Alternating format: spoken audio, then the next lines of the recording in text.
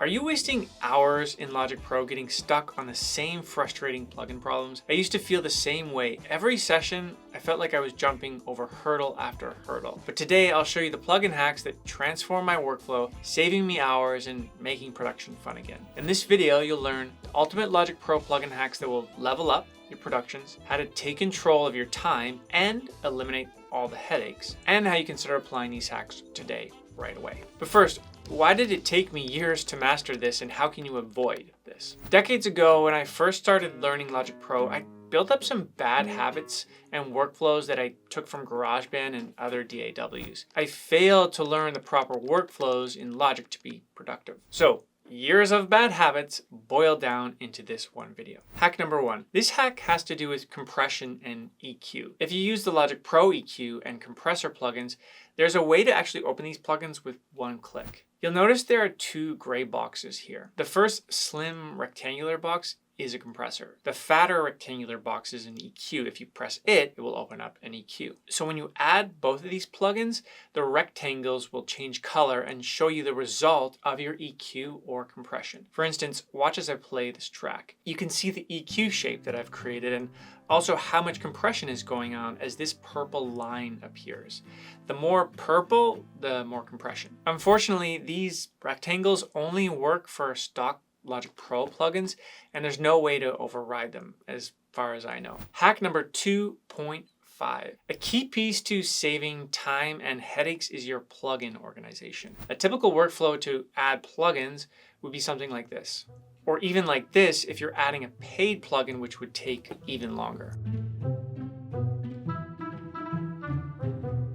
However, instead of dumpster diving, you can save time by creating custom folders of the plugins you use most often. I suggest doing an inventory of the plugins you use most often in every production session and then create category folders for each. For example, I have compression, EQ, verb, and sound toys as my go-to categories because I find I use these plugins a lot. So how do you do this? Go to Logic Pro Settings, Plugin Manager. Here you can create categories and drag plugins into them.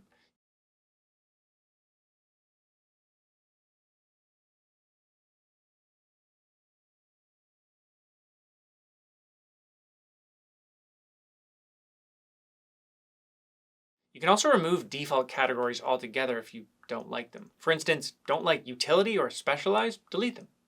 Keep in mind, you're not actually deleting the plugins, but just the folder that organizes them. You can always add the plugins back later. Now, why is this hack 2.5 instead of just 2? Well, it's odd how Apple hasn't created a plugin search option yet, but I assume it probably will come in the next, few big Logic Pro updates.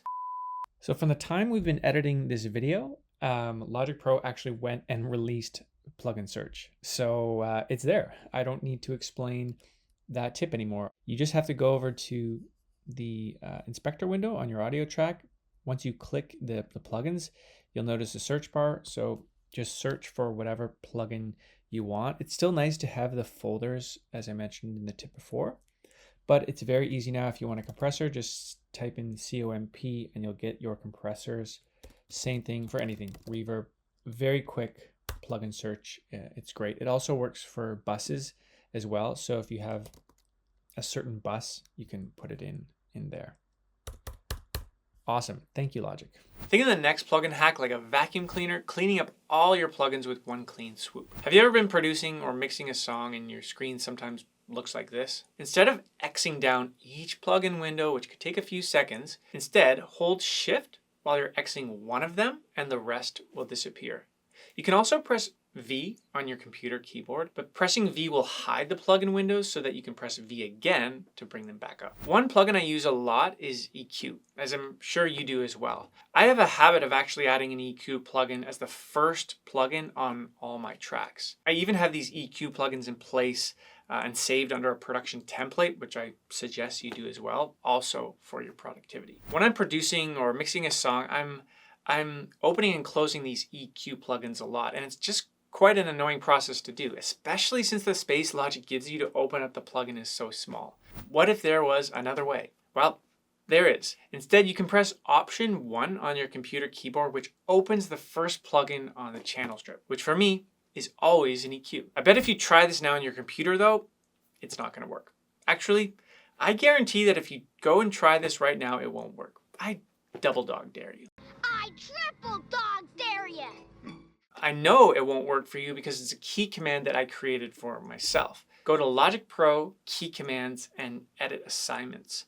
And you'll see the hundreds of shortcuts that you can edit. If you search plugins, then you'll see the key command that I added to open up the first plugin of the channel strip, in this case, my EQs. Another key command I added was to bypass all plugins. So when I'm listening to a track, I sometimes, not all the time, but like sometimes I want to hear it without all the plugins on it. For example, I may want to hear the track completely dry without any of my processing to see how it's being affected. I wanna reach for the horizon. I wanna fall over the edge of the sky. Or I might want to actually group multiple tracks to turn all of those plugins off at once. Now I can be quickly listening to a track and quickly turn them all on or off. The alternative to do this is actually just by clicking and dragging down on the plugins itself, like this, which in some cases is equally as quick, but I'd just like to have both options. So this hack segues nicely into hack number 5, which has to do with productively cycling through your plugins on different tracks. For example, there are often times when I'm like EQing a vocal or a vocal harmony.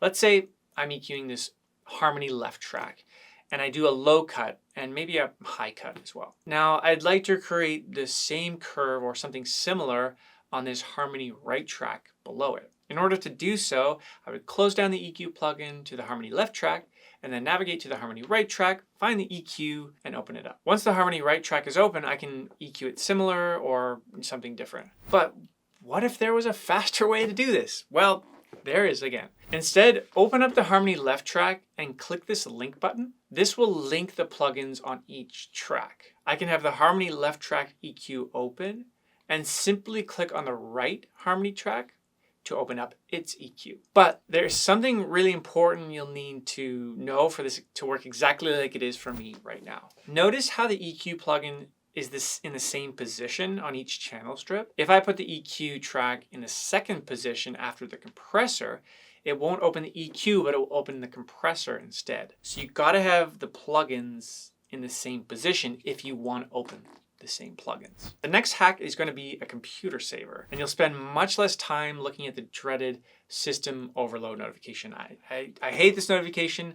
I honestly looked at it every single day for multiple years when I had a really slow computer, so I know how to stop this from happening. Oh, well, the biggest thing is actually just getting a faster computer. But I'm going to prove this to you and how this works in real time by doing a test. I've come to realize that turning off plugins could just be the best thing you can do for your computer, especially heavy processing plugins like Auto-Tune. I've noticed whenever I turn off my Auto-Tune plugins, my computer will run less hot and I'll get less system overload notifications. So let's take an example and run a test on the chorus of this song I'm working on here. Here's the CPU meter with 3 Auto-Tune plugins all on.